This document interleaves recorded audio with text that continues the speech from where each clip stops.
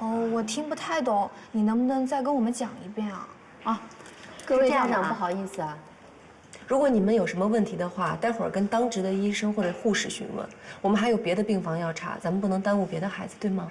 哦，不好意思啊，我们也是有点担心啊。没事，回头我把护理方面的知识整理一下，空了给大家开一个小讲座，你们就不要太担心了啊。那麻烦您了。谢谢张老师，不客气啊，再见。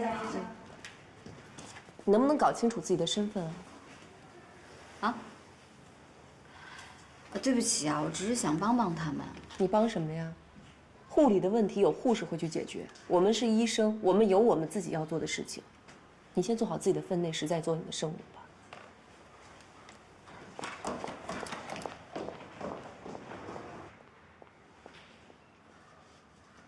他今天态度有点冲啊，但是我觉得有点道理，你自己想想。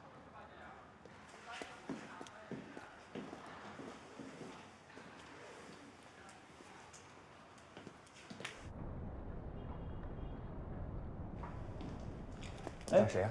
邓主任，有一个你们普外的快递，你看我在下面都放坏了，我这给你送上来吧。哦，这谁的呀？叫焦家人。哦，你给我吧。那就麻烦您转交给他。行。哦，那我先走了。哎，谢谢啊。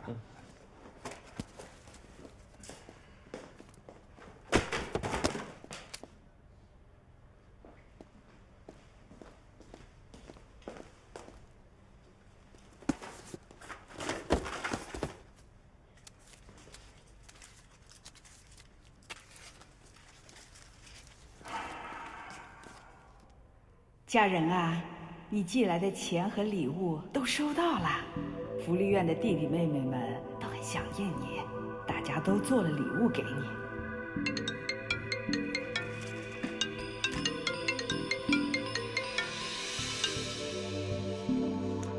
喂。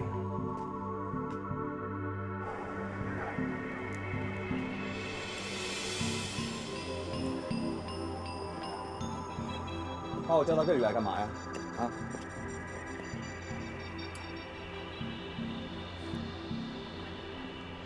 说话呀！我想问你个事儿。啊，你说。你必须如实回答。搞得神神秘秘的，你有话你就直说。焦家人是什么来历？焦家人什么来历啊？福利院的弟弟妹妹们都很想念你，大家都做了礼物给你。可是他什么来历，我怎么会知道呢？你不必瞒着我了，我都已经知道了。你都知道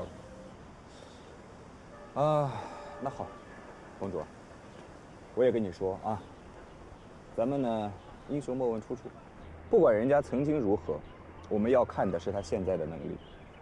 还有，我觉得呢，过多的去探听别人的隐私，对我们现在的工作没有任何帮助，你说是不是？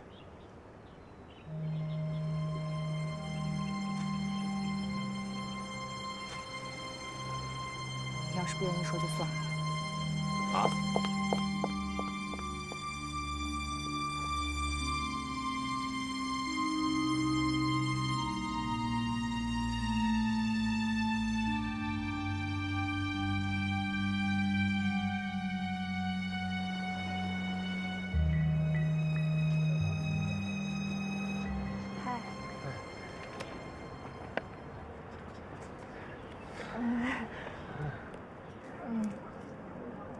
下班啦？对啊。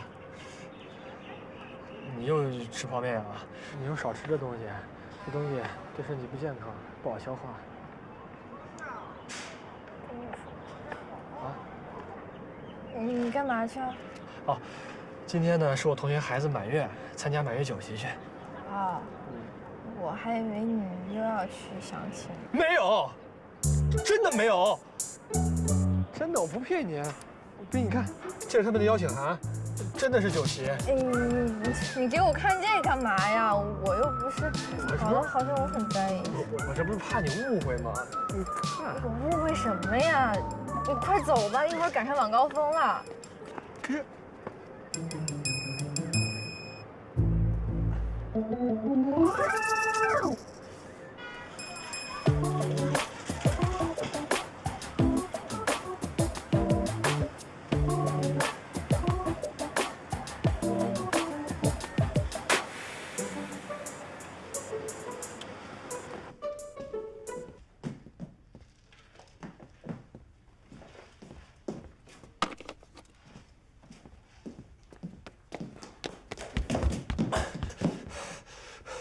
你怎么回来了？我以后不去相亲了，行吗？啊？我说，我以后再也不去相亲了，行吧？你相不相亲？你问我干嘛呀？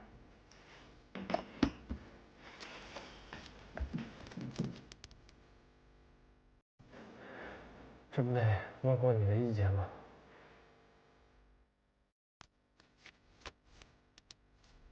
你同意吗？哪有你这么问人同不同意的？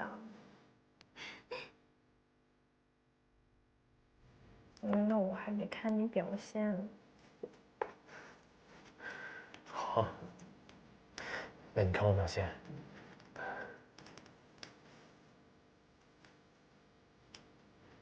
哎呀，你还去不去喝人家来的酒了？哎呦，我把这事儿给忘了。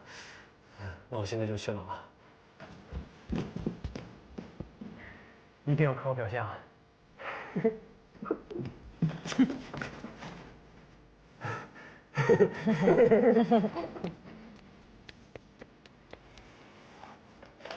行啦，我刚回来就被你俩塞了一嘴狗粮。哎，什么呀？离撒狗粮还远着得呢。了吧，我都看出来了，王航这次要主动追你了。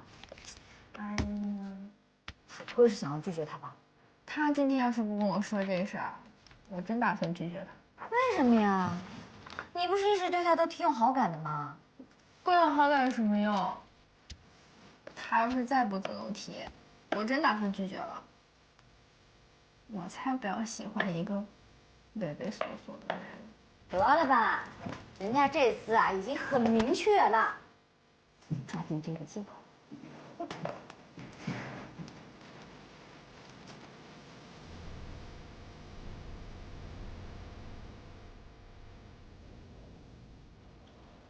我只说一遍，你用心记啊。首先，23床徐家伟，他是在踩踏事件当中被送过来的病人。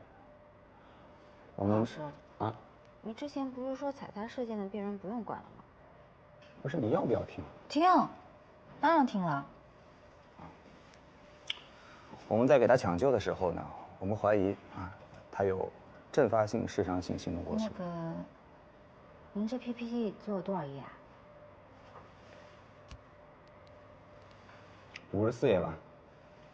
你打算每个小孩子都说一遍啊？那不用每个孩子都说吗？用，当然用了。那我画个大点的。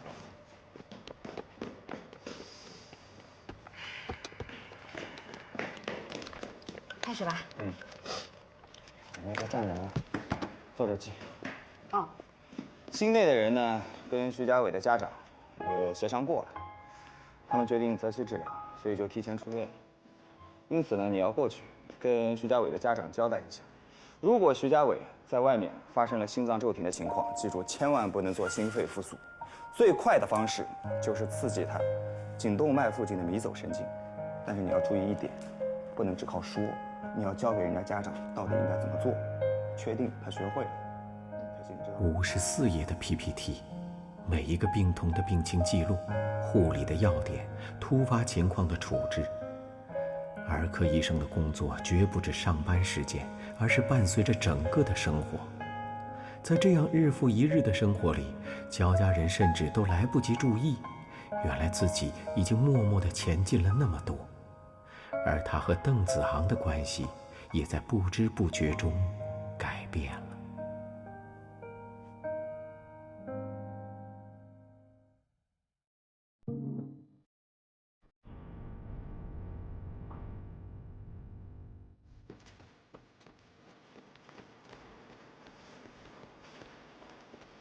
哟，你干嘛去？哎，邓大神呢？里边呢？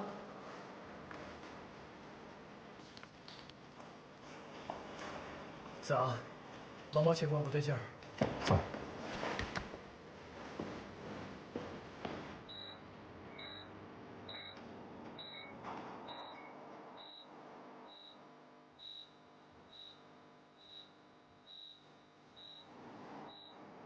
怎么还有癌症啊？对，你看啊，在术后检查的时候吧，发现了毛毛的脾脏后方有癌细胞的病灶，我们怀疑很有可能是结肠癌的癌细胞转移。上次手术不是成功了吗？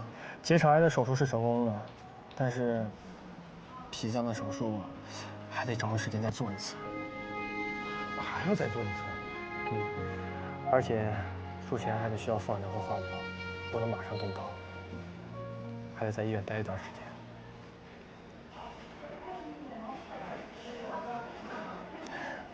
间。毛毛爸爸，您是在担心费用的问题吗？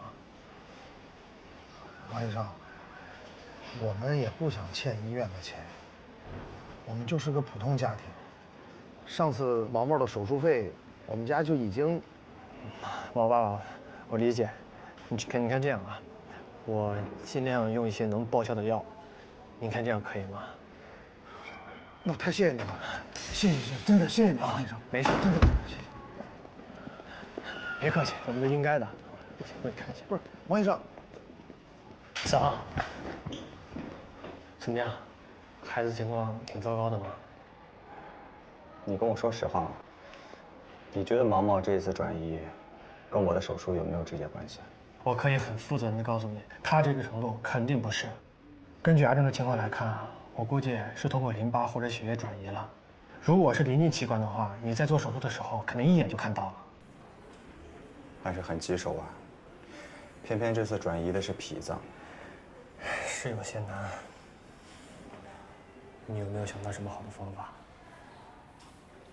你觉得我之前跟你提的那个方案可行吗？那个呀，理论上是可以的，但是还是存在风险。什么叫理论上？那成功的先例也有很多，我们可以试一试。你会支持我的，对吧？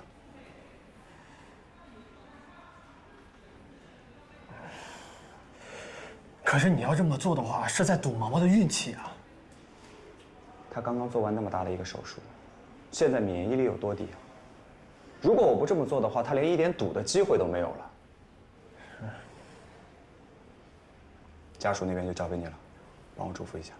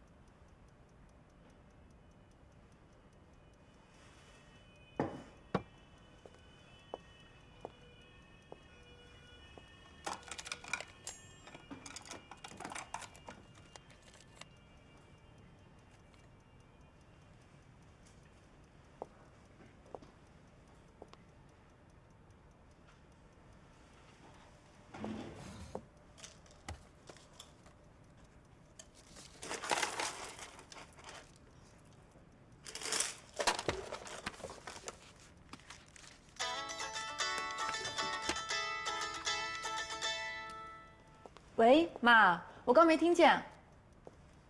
哦，我马上下来。妈，哎，你怎么这么晚跑来啊？我这不是惦记你和你爸这两个活宝吗？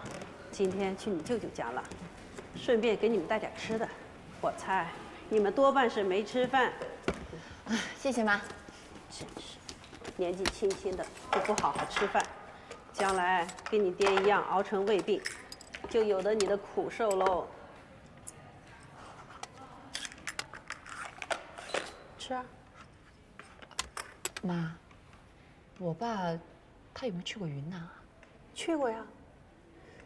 20多年前的事了，好像是90几年来着，我记不太清楚了。那在云南有没有发生什么事情呢？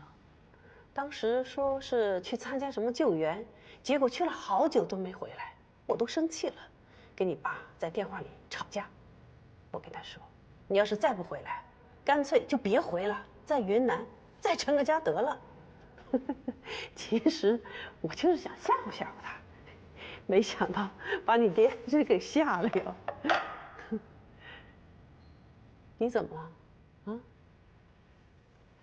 哦，没什么，没什么吧。怎么突然想起来问这个呢？我有一个同事是云南的，所以就问了。你这孩子，怎么想一出是一出的？赶紧吃饭，我给你爸送饭去了啊！哎妈，我来送吧，你先回去吧。行行行，那你快吃啊。嗯，早点回去休息啊。好。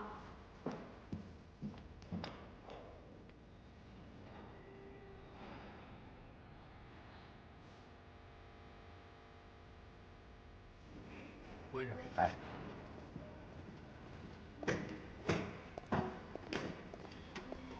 哎，小院长，下班啦？怎么样？护理讲座反响怎么样？简直不要太好了！不仅家长热烈欢迎，连罗院长都特别高兴，全程协助我讲解呢。哎呀，太好了！你别说啊，你这个主意啊出的真不错。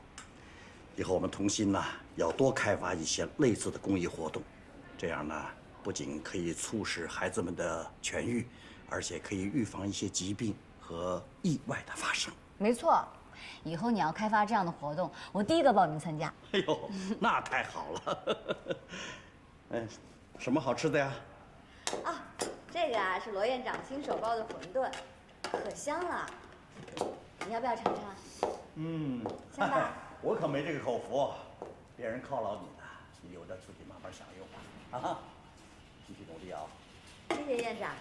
注意休息，别太累了啊！哎，哎，院长慢走啊！再见。哎，再见。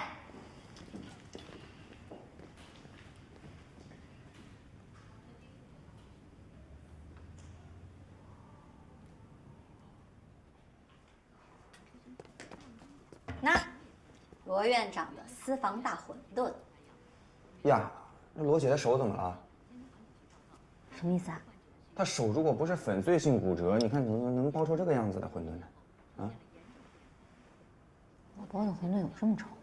你自己对比一下啊！你看啊，你再看看这个，哎，那我不是想包几个馄饨，对你表示感谢吗？这也叫感谢啊？我怎么感觉有点恩将仇报的意思？怎么样？吃出感激的味道了吗？哎，你包的时候洗手了吗？早就不洗了。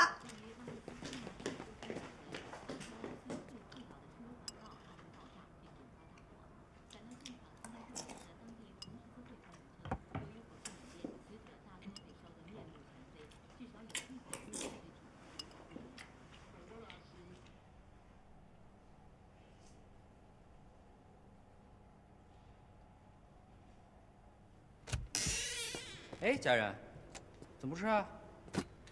你等我呢？挺丰盛啊。你吃吧，我不给他了。谁呀？没事。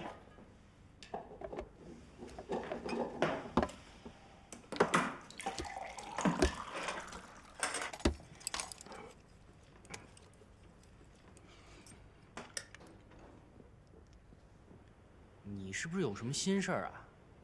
你要有什么事儿你就跟我说，不管怎么样我都帮你的。其实也没什么事儿。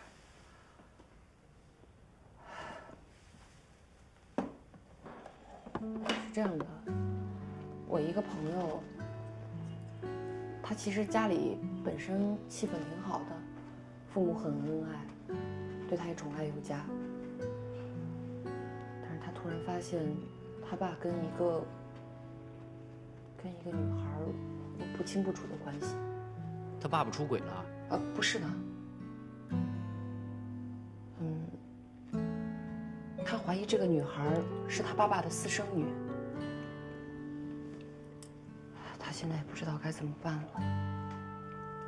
是摊牌呢，还是装作不知道？那他爸爸对这个私生女怎么样啊？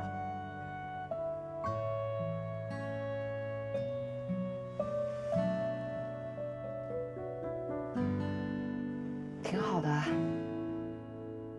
很上心。安仲也给了不少帮助。那他对你朋友呢？一样那么宠爱啊。因为他爸爸不知道他女儿已经知道这件事情。那我估计你朋友的爸爸就是不想让别人知道，他就是想这样风平浪静的。那他不等于欺骗他妻子和女儿吗？你咋了？没事。这个世界根本就没有不透风的墙，即使过了20年，还是会为当初做的事情付出代价的。那你那朋友准备摊牌了？那不然呢？那这个事情放到明面上的话，你朋友的家庭不就毁了吗？那他就应该忍气吞声吗？做错事情的人，难道不应该受到惩罚吗？20年前的事情惩罚，值得吗？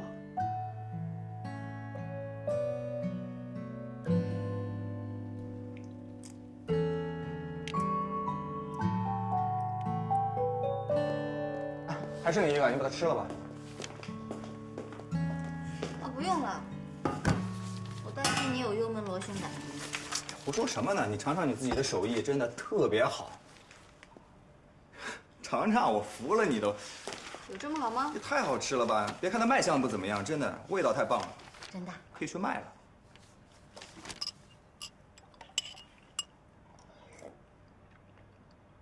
可以吧？真的很好吃，是吧？我现在去值班了啊，谁吃的谁救啊。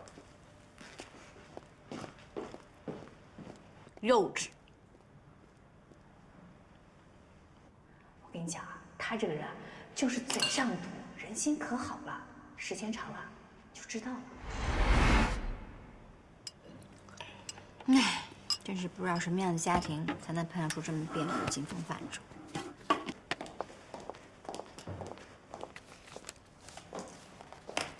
你吃了吗？你又不是我什么人，我为什么要告诉你？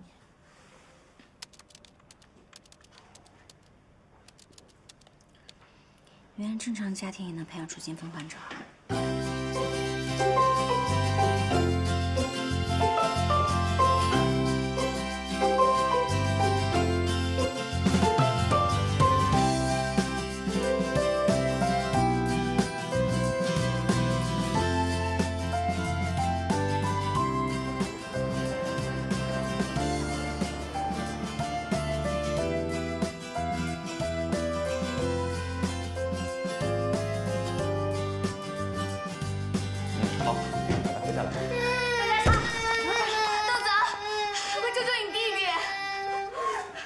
不是你们怎么闯进来了？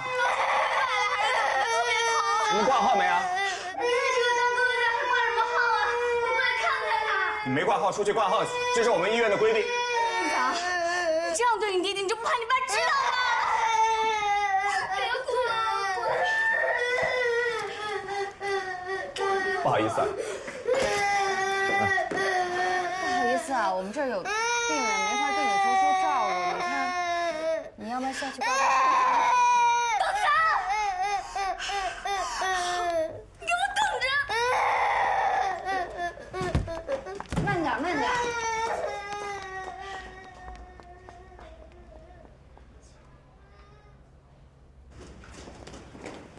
邓老师，孙主任让你去一趟普爱办公室。啊，我现在过去。他会不会因为今天的门诊要训你啊？他要训我，我也没办法呀。那我跟你一起去吧。哎，我第一次见到认识啊，这挨骂还有陪着一起的。骂就骂呗，两个人挨骂，火力还能分散一点。今天的门诊是咱俩一起出的，不管发生什么事情都应该一起承担。是不是吃错药了？是啊。好好看看自己胸牌上写的什么，我胸牌上写的什么，啊，有点食物链底端的自觉性，啊，该干什么干什么去吧。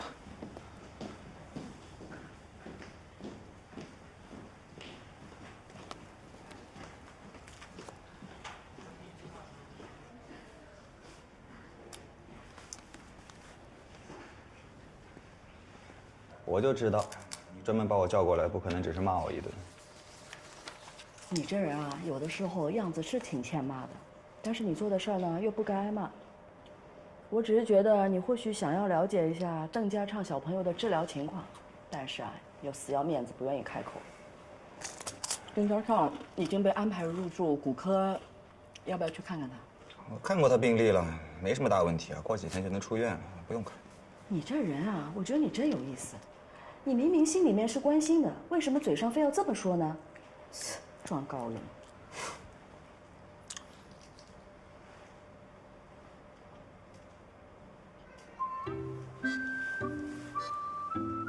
老大，你最近这胃口可以啊，我看你一直在吃零食，不知道的人还以为你怀孕了。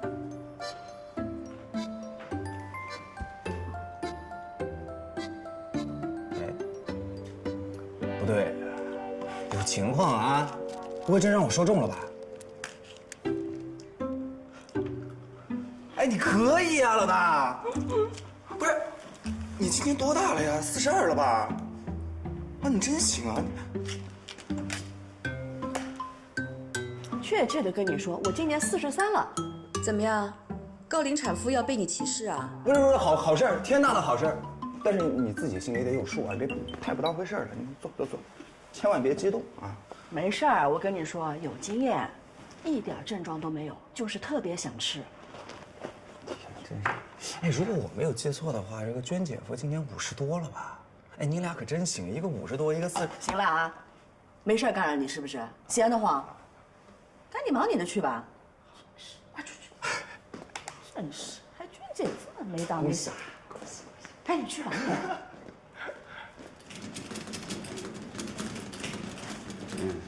这个费用交过来是吧？这什么时候的费用？哎，子昂，真是越不想碰到谁，偏偏碰到谁。子昂，怎么？看到我这个爸爸都不想打招呼？你的宝贝儿子现在在病房里，你如果想教育人的话，去那里教育他去。子昂，我生的你，养的你，你总不会连我这个爸爸也不想认了吧？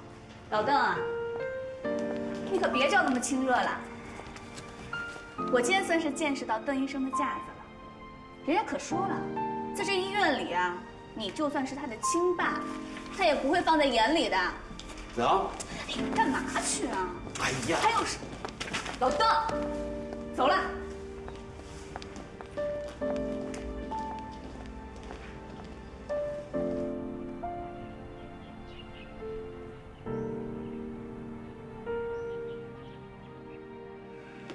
老邓，喝点水。哎呦，谢谢。哎呀，真没想到，当年的老邻居，今天竟然在这样的场合重逢。是啊，这都过去多少年了啊！当年子昂还是个小不点儿啊，现在人家可是个副主任医师啦。哎呀，说起子昂啊，我承认，当初啊，我呢确实有很多地方对不住他，可是现在呢，我也真是拿他没办法。你说这算什么？这是不是算一种回报啊？哎，可不能这么说。其实子昂啊，还是个好孩子。你别看他表面上一副玩世不恭、什么都不在乎的样子，其实他的内心呢，还是很敏感、很脆弱的。我常常在想啊，这小子啊，就是经常用那个虚假的表面来掩盖他真实的内心。哎呀，现在想想，当时确实不应该让他在这样的家庭长大。你看看他现在的性格变成什么样子了。这也怪我，怪我和他妈妈呢，对他关心的不够。老大妈，你也不用太自责，过去的事情都过去了，子昂都长大了。你别看他现在什么都不愿意直截了当的表达出来，其实他是有真诚讨喜的一面的。真的。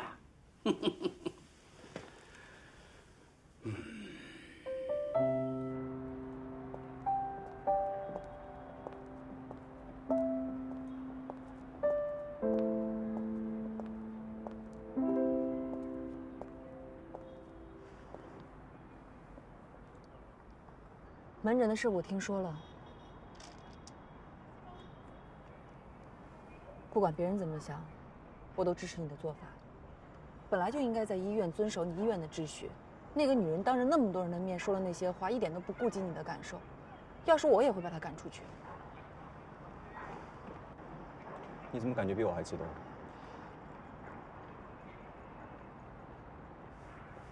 我只是觉得很生气吧。你没必要生气。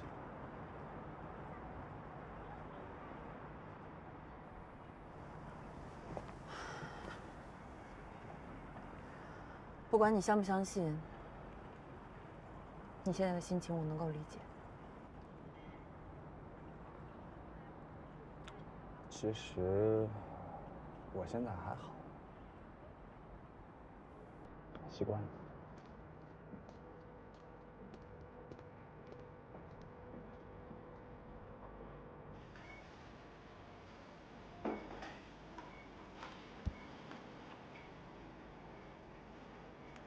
各项指数都很稳定，放心吧。子昂，怎么了？什么怎么了？我没事。你能说出我没事儿，就证明你有事儿。反正现在活也忙完了，你过来。干嘛呀？走了，老铁。去哪儿啊？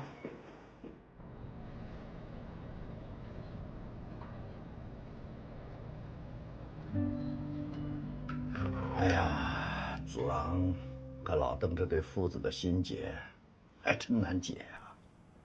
有什么好解的？要我说啊，邓伯伯当初那么风流，也没考虑过子昂哥哥的感受。你一个小姑娘家，说这种话干嘛？为什么不能说？难道你还要袒护他吗？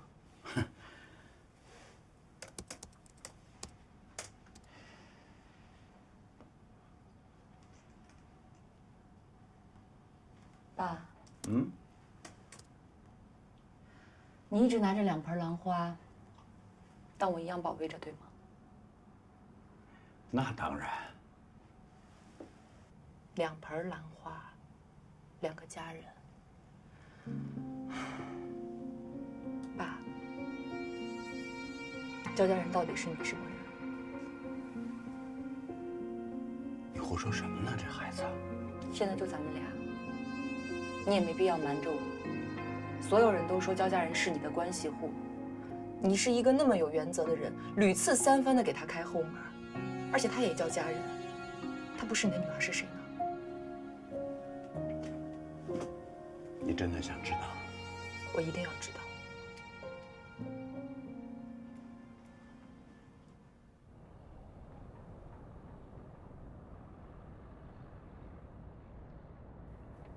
好好的把我叫到这里来干嘛呀？打球啊！打什么球啊？子昂，我知道你心里有事情，而且这件事情呢，肯定还不一般。你有什么你跟我说说呗。 我跟你说，你真的想多了，我什么事都没有。我知道，你越是这样，你越不会说。不过也对，有一些话，有一些事儿呢，不是说我劝你就能释怀。你所理解的跟我理解不一样，你只是不说出来而已。我没关系，这些事情呢，可能在你心里有你20个球，比不比？来呀，来。 子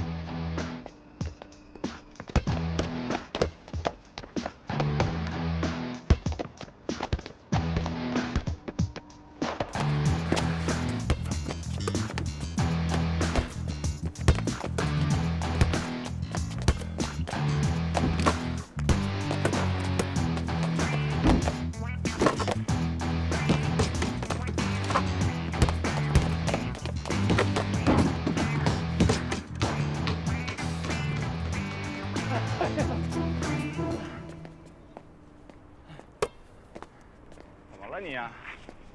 有点不舒服。哎，这才哪儿到哪儿啊？哎呀，有点累，好久没有运动了，有点适应不过来。啊，要不这样吧，找个人过来帮你看看。找谁呀？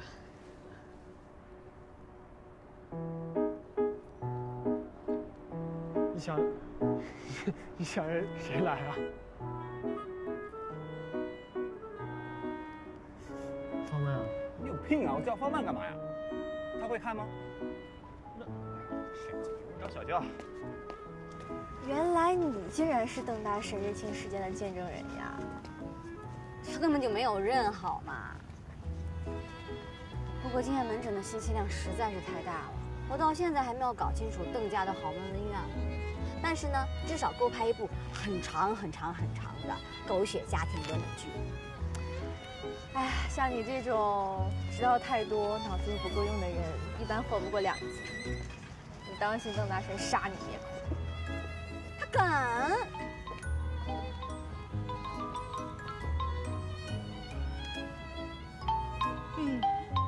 他还知道。哎，小娇。邓老师啊，那什么，方曼在吗？在，我们在一起呢。哎，喂，邓老师啊，去哪儿？不说好20个球的吗？这一半还没到呢，就不行了？谁说不行了？你怎么能这么说一大老爷们儿呢？你嘴上行，你腰不行了。那你这更说不得了。哎，来的正好。曼曼也来了，邓老师，你找我啊？啊，不找你啊。曼曼，王航那个腰不行了，你去看看吧。刚才扭了一下，挺严重的，动不了了都，是吧？哎呦，我这个腰啊！你在那别动啊，少点动作，去看看。真的。没事吧？那个，动作别太多好吗？走。啊？去哪儿？你任务完成了，走。哎，你干嘛去？有点事儿聊。哎呦喂！哪儿啊？这儿。骗。哎。我有话跟你说。什么话？哎，对了，毛毛的后续你有跟进吗？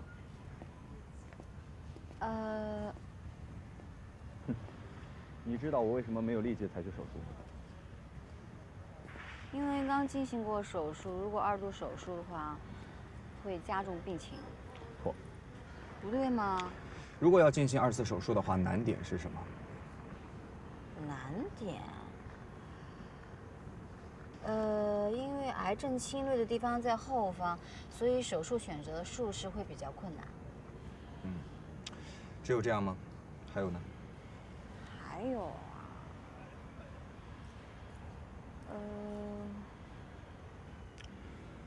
啊，行了，早点回家，多做做功课啊。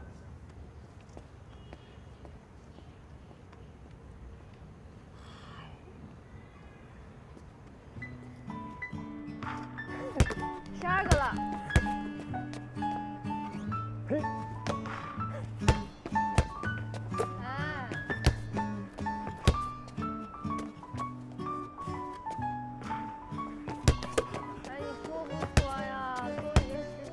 最后2个，最后2个。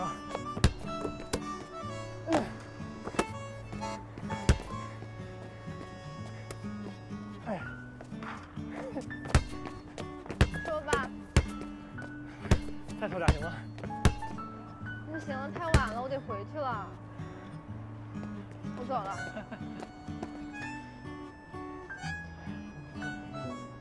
我是得把这句话说出来。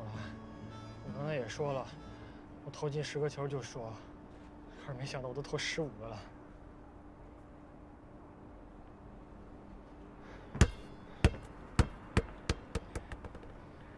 我说，方曼。